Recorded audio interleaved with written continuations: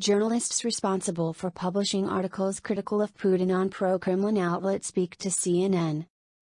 Journalists Yegor Polyakov and Alexandra Miroshnikova, working for Russian online newspaper Lenta.ru, told CNN that the idea to publish dozens of articles critical of Russian President Vladimir Putin and his war in Ukraine came about because they couldn't continue working as usual with the war in Ukraine raging on. The articles were published to Lenta.ru, a pro-Kremlin news outlet in Russia, on May 9. It coincided with Russia's Victory Day, a major national holiday in the country that celebrates the surrender of the Nazis in Berlin during World War II. The two journalists published a number of articles with headlines such as, "Putin unleashed one of the bloodiest wars of the 21st century and Vladimir Putin lied about Russia's plans in Ukraine." The idea came to us almost at the same time, the two told CNN in a statement. We did not even have to discuss with each other the need for this decision. It was simply impossible to continue to work as usual when people are dying in a neighboring country. Some people say, we had no other choice but to keep working, the two journalists said. We had no choice but to do what we did. It was the only right decision for us. Fearful of reprisals against their families in Russia, the two journalists would not go into details of how they published the articles, but said they had been hard at work for the last week, only sleeping 2 to 5 hours a day. The articles that we have published are not just catchy headlines, they are well thought out materials, with all links, with visual inserts, the two said. It's unclear whether the two journalists have been fired from Lenta.ru, but they say that they no longer have access to the site's publishing tools. Our bosses deleted all correspondence with us, they said. Yegor had a rather unpleasant conversation with them, but they didn't even bother to say a word to Alexandra. They realize that the risk, and the potential repercussions, they may face for publishing the articles. Perhaps this will have serious consequences for us, they said. I can't exclude the possibility that our actions will also have consequences for our colleagues, who did not participate in this, but who can become just demonstrative victims so that no one else dares to repeat this. They hope their action will inspire others in Russia to do the same. For now, the two say they are no longer in Russia. I don't know what's next, Miroshnikova said. I am in another country, completely alone. I have some small savings to live on for a few months. But I have no idea what to do, where to go and how to live on. Hope I will figure it out. Both have also received a positive response from some readers thanking them for setting an inspiring example. Some stranger people abroad even wrote that they were ready to shelter Yegor and Miroshnikova on their couches, the two said. It was very heartwarming and such comments make me feel less alone. Some even offered to shelter the two of them while they figured out what to do next. It was very heartwarming and such comments make me feel less alone, Miroshnikova said. However, the responses from some, namely colleagues and family members, were not supportive. For me personally, the situation is quite difficult, because many of my relatives did not approve of my decision at all, Miroshnikova said. Someone considered it a betrayal, someone, just stupidity, because of which I will be left without a job and any future. Kyiv mayor says he can't guarantee safety of returning residents. Kyiv mayor Vitaly Klitschko tells CNN's Erin Burnett he worries about the possibility of Russian President Vladimir Putin using a tactical nuclear weapon on Kyiv. Safety is the main priority right now. Yes, of course we worry, and we hope our warriors defend us, but the risk is still there, and without our partners, without United States and European countries we can't survive, Klitschko said. He also said there is no doubt the capital of Ukraine is still Russia's main target. The mayor warns residents coming back to Kyiv to be cautious, saying, "As mayor of Kyiv I tell to anyone, sorry, it's your personal risk, but we can't give you guarantee. So long Terry's war in Ukraine we can't give the guarantee for any Ukrainian," he said. Russian attacks could happen any second. Klitschko added that war changed the life for everyone, and he says he is keeping his fingers crossed to stop this senseless war as soon as possible. It's 2 a.m. in Kyiv. Here's what you need to know. Ukrainian Captain Sviatoslav Palamar, who is hunkered down inside Mariupol's besieged Azovstal steel plant, told CNN on Wednesday that he believes all civilians sheltering inside the plant are now out, with the caveat that due to the constant bombardment, it is difficult to make a full assessment of the situation across the massive facility. Palamar, the deputy commander of Ukraine's Azov regiment, made the comments to CNN's Aaron Burnett on Wednesday. If you're talking about the Azovstal plant itself, then the civilians that we knew about, the civilians that we had with us, the civilians that we were taking care of, they are not with us. They managed to leave the plant.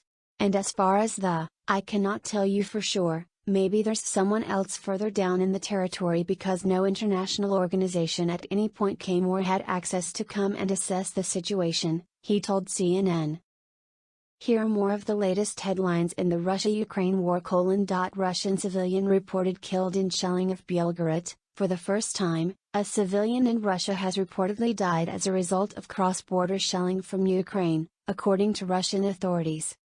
The governor of the Belgorod region, Vyacheslav Gladkov, said that one person was killed during shelling of the village of Soliki. Soliki is a village 10 kilometers from the Ukrainian border. Ukraine offers Russia an exchange. Ukraine has offered Russia to release Russian prisoners of war in exchange for the evacuation of injured Ukrainian soldiers from the besieged Azovstal steel plant in Mariupol, said Ukrainian Deputy Prime Minister Irina Vereshchuk on Wednesday. In a Facebook post, Vereshchuk said there is no agreement yet and negotiations are underway regarding the proposal. Kherson resident says her city is slowly dying under Russian control. A resident of the southern Ukrainian city of Kherson said that her city is like a zombie apocalypse since Russian troops took over. The woman, who requested to be identified as Tanya, said in an interview on CNN International that the invasion has taken a physical and psychological toll. It's very hard to live in such conditions, physically, because you cannot do things that you did before the war, she said. You can't go out as much, you can't breathe fresh air, so it's hard physically. Oil prices climb 6% on concerns about Russia. After 2 days of sharp losses, oil prices rose sharply Wednesday on renewed concerns about the flow of energy from Russia. U.S. oil jumped 6.3% to $105.97 a barrel in recent trading. Brent crude, the world benchmark, gained 5.2% to $107.75 a barrel. The rebound comes amid continued uncertainty over the supply of Russian energy to Europe. U.S. Ambassador to Russia delivered an undisclosed message. U.S. Ambassador to Russia John Sullivan visited the Russian Ministry of Foreign Affairs in Moscow on Wednesday to deliver a message to Deputy Foreign Minister Sergei Ryabkov, a U.S. State Department official said. The meeting was to discuss bilateral issues, the official said, without detailing what specific issues were discussed. The Russians did not summon Sullivan. This was a previously planned meeting, the official said. The official said that reports about the meeting lasting for about 20 minutes were roughly accurate, but noted that is a normal amount of time for meetings between U.S. and Russian officials. Russian use of hypersonic weapons in Ukraine is not game-changing, top U.S. general says, U.S. Joint Chiefs Chairman Gen. Mark Milley said the Russian use of hypersonic weapons in Ukraine was not having really significant or game-changing effects during a House Appropriations Defense Subcommittee hearing.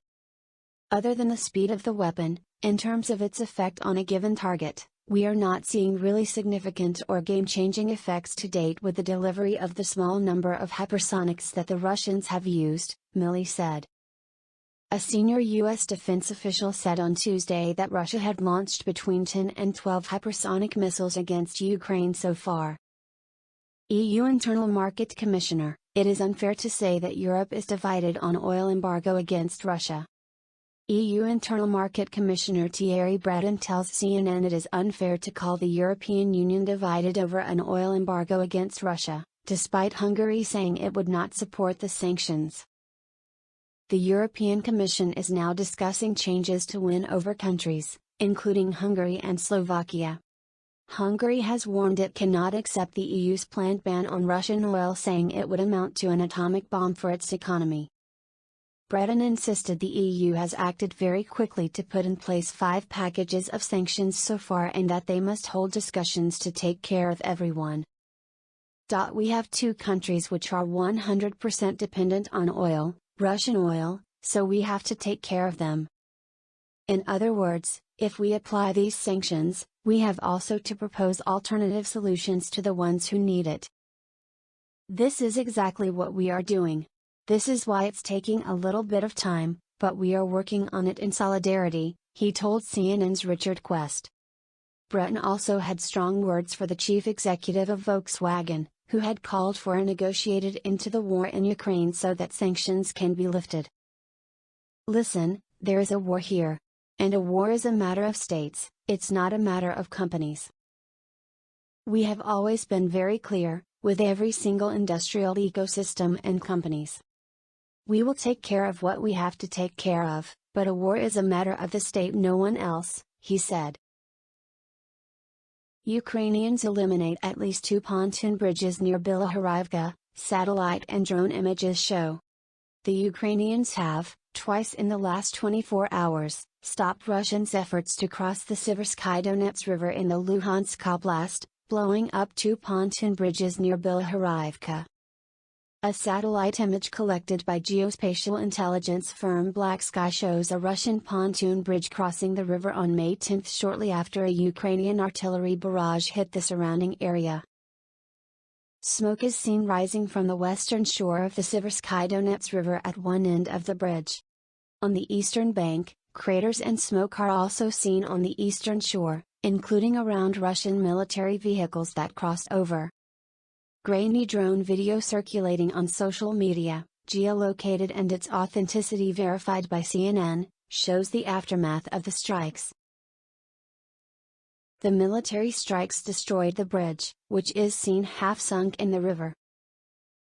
Additional photos circulating on social media, also taken by a drone, show the Russians tried to erect a second pontoon bridge across the river. That bridge, too, was blown up by the Ukrainians in addition to a number of military vehicles.